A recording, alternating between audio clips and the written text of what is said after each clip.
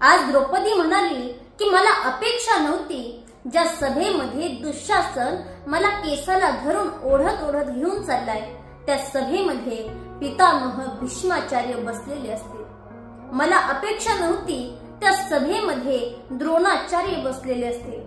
मला अपेक्षा नव्हती त्या सभेमध्ये कृपाचार्य बसलेले असतील। एवढंच नाही, मला अपेक्षा नव्हती त्या सभेमध्ये आपल्या सर्वांचे कुलमुखिया धृतराष्ट्र बसलेले असते। आज द्रौपदी म्हणाली, अर्जुन धिक्कार असो तुझ्या त्या गांडीव धनुष्याचा, धिक्कार असो भीम तुझ्या त्या गदेचा। आक्रोश करत होती द्रौपदी, सगळ्यांना बोलत होती। आजपर्यंतच्या इतिहासात एवढी मार्मिक गोष्ट आपल्याला पाहायला भेटली नसेल। आजपर्यंत द्रौपदीवर अनेक ग्रंथ लिहिले गेले, अनेक उपन्यास लिहिले गेले। द्रौपदीच्या जीवनातली फार महत्त्वपूर्ण घटना आहे। द्रुपद देशामध्ये स्वयंवराचं आयोजन केलं आणि स्वयंवराचं आयोजन केल्यानंतर मोठमोठे रथी महारथी राजे महाराजे सगळ्यांना आमंत्रित केलं। सगळे राजे महाराजे सगळे द्रुपदाच्या इथे येत होते। द्रुपद देशामध्ये द्रौपदीलाही माहिती होतं, परंतु द्रौपदी विशेष रूपाने भगवान श्यामसुंदराची प्रतीक्षा करत होती, कारण तिला भगवान श्यामसुंदराचं सामर्थ्य माहिती होतं। पण भूमिका अशी निर्माण झाली की भगवान श्यामसुंदर आणि अर्जुन दोघंही सोबत द्रुपद देशामध्ये यायला निघाले। द्रौपदीला ज्यावेळेला कळालं, द्रौपदीनं आपले गुप्तचर पाठवले, कारण द्रौपदीला मानव म्हणता येणार नाही। द्रौपदी साधारण स्त्री नाही, यज्ञकुंडातून ती उत्पन्न झालेली आहे। आणि असंही द्रौपदीला 5 कन्यामध्ये स्थान दिले: द्रौपदी, तारा, अहिल्या, मंदोदरी आणि कुंती। या सगळ्यांच्या चरित्राचा विचार केला तर या सर्वांचे चरित्र अतिशय विपरीत आहे। द्रौपदीचा विचार केला तर जिचे 5 पती आहेत, मंदोदरीचा विचार केला तर रावणासोबत राहते, कुंतीचा विचार केला तर कर्णाला तिनं जन्माला घातले, ताराचा विचार केला बृहस्पतीजींची पत्नी पण चंद्रवंश तिथून सुरू होतो, आणि अहिल्याचा विचार केला तर जिने इंद्राचं स्वागत केले। सर्वांचे चरित्र पाहिले अतिशय विपरीत आहे, पण कधी कधी आपण चरित्र पाहून विरोधात जातो, पण ज्या चरित्राचा आपण विरोध करतो त्या चरित्रामधून जास्त बोध घेण्यासारखा असतो। आज द्रौपदीने योजना बनवली की मोठमोठे राजे महाराजे सर्वजण या ठिकाणी येत आहेत, सगळ्यांचं स्वागत माझे पिता द्रुपद करत आहेत, पण भगवान श्यामसुंदराचं स्वागत मी स्वतः करणार, कारण पूर्वीपासून द्रौपदीच्या अंतःकरणामध्ये फार अतूट प्रेम आणि विश्वास हा श्रीकृष्णाप्रती होता। द्रौपदीने सगळी माहिती काढली आणि द्रौपदी स्वतः महलाच्या बाहेरच येऊन उभा राहिली। हातामध्ये नीलकमलाची माला आहे। ज्यावेळेला भगवान श्यामसुंदर येताना दिसले, धावत धावत द्रौपदी निघाली, पण सोबत अर्जुनही होते।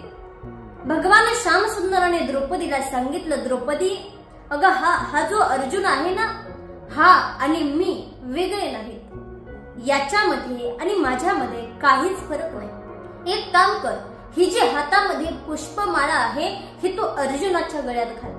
मोठ्या हिमतीनं भगवान श्यामसुंदराने हा प्रस्ताव द्रौपदी समोर ठेवला आणि द्रौपदीनेही क्षणाचाही विलंब न करता भगवान श्यामसुंदराचा तो प्रस्ताव स्वीकार केला आणि भगवान श्यामसुंदराने सांगितल्याप्रमाणे अर्जुनाच्या गळ्यामध्ये पुष्पमाळा घातली। त्यावेळेला भगवान श्यामसुंदराने संकल्प केला पांडवांच्या रक्षणाचा। त्याच वेळेला द्रुपद देशामध्ये स्वयंवर होतं आणि स्वयंवरासाठी हे सर्वजण जमलेले होते। स्वयंवरामध्ये माशाच्या डोळ्याचं विधान करायचं होतं, पण बिंब आणि प्रतिबिंब हे ज्ञान परमात्म्याशिवाय अजून कुणालाही नाही, कारण तो परमात्मा स्वतः बिंब आहे आणि हे जगत काय आहे तर प्रतिबिंब। आणि म्हणून अर्जुनाच्या अंतःकरणामध्ये विराजमान असणाऱ्या भगवान श्यामसुंदराने अर्जुनाला संकेत दिला आणि स्वयंवर जिंकलं गेलं। स्वयंवर जिंकल्यानंतर द्रौपदीचा आणि अर्जुनाचा विवाह झाला। विचार करण्यासारखी गोष्ट आहे, ज्या ठिकाणी द्रौपदी श्यामसुंदरांना प्राप्त करण्यासाठी निघाली होती त्या ठिकाणी त्यांच्याच म्हणण्यानुसार तिनं अर्जुनाच्या गळ्यात माळ घातली आणि एकाच्या गळ्यात माळ घातली, पण शेवटी 5 झाले। काही काळानंतर हस्तिनापुरामध्ये सभा भरली.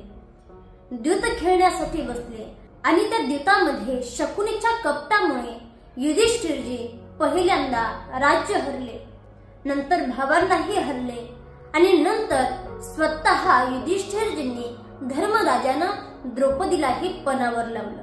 आजपर्यंतच्या इतिहासात जेव्हा केव्हा स्त्रीला विक्रिय वस्तू समजल्या गेलं तेव्हा तेव्हा स्त्रीचं शोषण झालेलं आहे. ज्या वेळेला द्रौपदीला डावावर लावलं, द्रौपदीलाही हरले, त्यावेळेला दुर्योधनाने मांडी थोपटली, सांगितलं की तसं तर दासी माझ्या चरणाजवळ राहतात, परंतु जी थोडी रूपवान असेल, जी थोडी सुंदर असेल, चरणाजवळून थोडं वरती म्हणजे मी मांडीवर स्थान देतो. द्रौपदी हरली होती आणि त्याच वेळेला दुर्योधनाने दुःशासनाला आज्ञा केली की जा म्हणे द्रौपदीला घेऊन ये. दुःशासन गेला आणि गेल्यानंतर द्रौपदीला सांगितलं, द्रौपदी चल सभेमध्ये, तुम्ही हरलेले आहात. द्रौपदीनं फार समजावण्याचा प्रयत्न केला. द्रौपदीनं सांगितलं, ज्या ठिकाणी माझे पती स्वतः हरले आहेत त्या ठिकाणी जे स्वतःच हरलेत त्यांना एखादी वस्तू कोणत्याही प्रकारे डावावर लावण्याचा अधिकार कोणी दिला? हा कोणत्या प्रकारचा धर्म आहे? दुःशासनाला समजावत होती रजस्वला अवस्थेत असणारी द्रौपदी. पण दुःशासनानं द्रौपदीचं काहीच ऐकलं नाही. द्रौपदीच्या केसाला धरलं आणि ओढत ओढत सभेमध्ये आणले. ज्या वेळेला सभेमध्ये आणलं त्यावेळेला द्रौपदी प्रत्येकाला सभेमध्ये बसलेल्या प्रत्येकाला प्रश्न करत होती. द्रौपदीनं भीष्म पितामहांकडे पाहिला आणि प्रश्न केला, पितामह हा कोणत्या प्रकारचा धर्म आहे? एका रजस्वला नारीला भर सभेमध्ये तिचं वस्त्रहरण करणं कोणत्या प्रकारचा धर्म आहे? भीष्माचार्यांनी मान खाली घातली, कृपाचार्यांना, द्रोणाचार्यांना सगळ्यांना प्रश्न केला, पण कोणीही तिचं रक्षण करण्यासाठी उभा राहिलं नाही. त्यावेळेला द्रौपदीच्या मुखातून शब्द बाहेर पडले. द्रौपदी म्हणाली, न सा सभा यत्र न सन्ति वृद्धाः. द्रौपदी म्हणाली ती सभा सभा नाही ज्या सभेमध्ये कुणी वृद्ध नसेल. आणि त्यावेळेला द्रौपदीच्या मुखातून शब्द गेले. द्रौपदीनं सांगितलं, मला अपेक्षा नव्हती ज्या सभेमध्ये दुःशासन मला ओढत ओढत घेऊन येतोय त्या सभेमध्ये पितामह भीष्माचार्य बसलेले असते. मला अपेक्षा नव्हती त्या सभेमध्ये द्रोणाचार्य बसलेले असते. मला अपेक्षा नव्हती त्या सभेमध्ये कृपाचार्य बसलेले असतील. आणि मला अपेक्षा नव्हती की आपल्या सर्वांचे कुलमुखिया स्वतः धृतराष्ट्र त्या सभेमध्ये बसलेले असतील. द्रौपदी रडत होती, आक्रोश करत होती आणि सगळ्यांना रक्षण करण्यासाठी विनंती करत होती. पण कुणीही त्या ठिकाणी रक्षण करण्यासाठी उभा राहिलं नाही. त्या ठिकाणी द्रौपदीचं मातृकुल होतं, पितृकुल होतं, गुरुकुल होतं, 5 पती त्या ठिकाणी बसलेले होते, पण कुणीच रक्षण करण्यासाठी उभा राहिलं नाही. त्या सभेमध्ये फक्त एक व्यक्ती उठून उभा राहिला, तो म्हणजे भीम. आणि त्या दिवसापासून द्रौपदीचं मन हे विशेष रूपाने भीमाकडे समर्पित झालं. ज्या वेळेला भीम उठला, अर्जुनानं खाली बसवलं आणि अर्जुनानं सांगितलं, भीम खाली बस. यांची हीच युक्ती आहे की आपल्या भावाभावामध्ये वैरत्व स्वीकारावं. मी स्वतः द्रौपदीला विवाह करून घेऊन आले. ही काय सामान्य स्त्री नाही. दुःशासन काय तिचं वस्त्रहरण करेल? ही सामान्य स्त्री नाही. अर्जुनाने भीमाला खाली बसवलं. द्रौपदी सगळ्यांना विनंती करत होती, पण कुणीच रक्षण केलं नाही. इकडं भगवान श्यामसुंदर द्वारकेमध्ये सत्यभामेसोबत 64 खेळत होते. पण आज श्यामसुंदर गोंधळलेल्या अवस्थेत होते. एक डाव खेळायचे, पुन्हा बाजूला जायचे.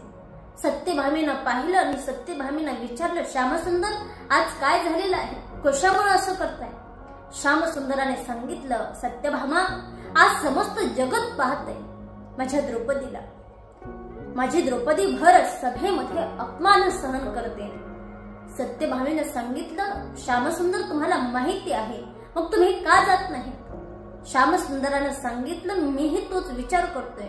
ही अज्ञानी जे रक्षण करणार नाहीत त्या प्रत्येकाला रक्षण करण्यासाठी विनंती करत आहे, पण जो रक्षण करण्यासाठी उभा आहे, तळमळत आहे, त्याला एका शब्दानेही आवाज देत नाही.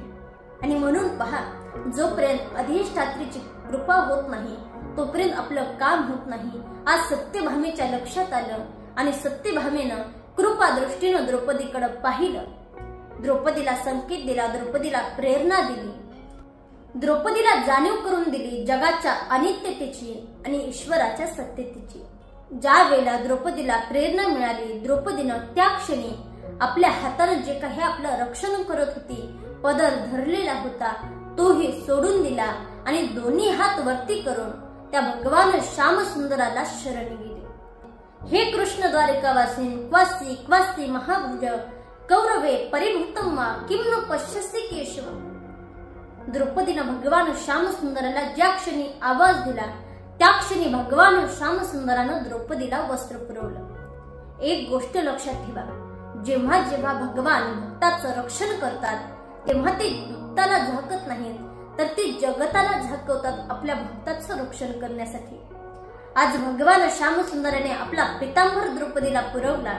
दुःशासन वस्त्र ओढत राहिला, साडीचा ढीग लागला, पण साडी संपली नाही. शेवटी थकला, खाली कोसळला, पण तरीही थांबला नाही. त्यावेळेला त्या सभेमधून विदुरजी उठून उभा राहिले आणि सांगितलं, अरे मूर्खांनो, आता तरी ओळखा, तुम्ही द्रौपदीची साडी ओढत नाहीत, तुम्ही स्वतः भगवान श्यामसुंदराचा पितांबर ओढत आहात. द्रौपदीचं भगवान श्यामसुंदराने रक्षण केलं, पण त्या दिवशी द्रौपदीनं शपथ घेतली, जोपर्यंत दुर्योधनाच्या मांडीतून निघालेलं रक्त माझ्या केसांना लावत नाही, तोपर्यंत केस बांधणार नाही.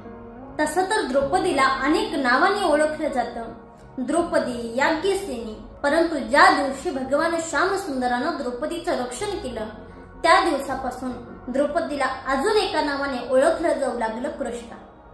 आता प्रश्न असा निर्माण होतो, हा वस्त्रहरण झाल्याचा परिणाम काय झाला?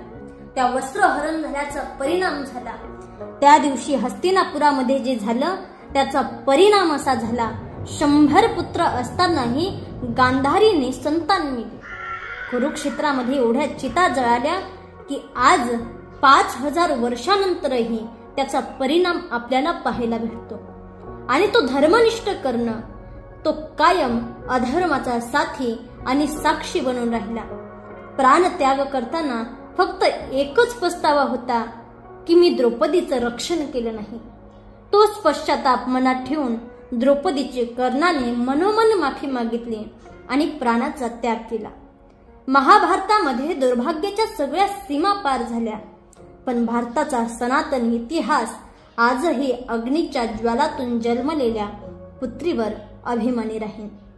आणि म्हणून सनातनाने सुद्धा द्रौपदीला 5 कन्यांमध्ये स्थान दिलं आणि पवित्र स्त्री मानलं गेलं. व्हिडिओ आवडल्यास व्हिडिओला लाईक करा, शेअर करा आणि आपल्या चॅनलवर जर नवीन असाल तर चॅनलला नक्की सबस्क्राईब करा.